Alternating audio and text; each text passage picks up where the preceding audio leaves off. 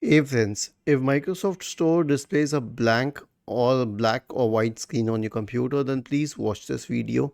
I will guide you through the resolutions. The first solution is to restart the computer.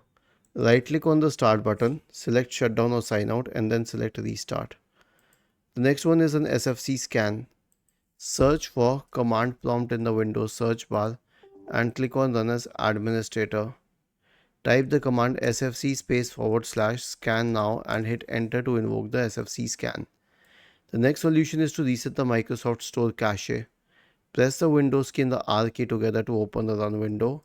Type the command ws reset and hit enter, and this will reset the Microsoft Store cache. In most of the cases, by this stage, the problem should be fixed, but if it doesn't, then we have a command line for you. I'll share it in the description section of the video. Simply copy it.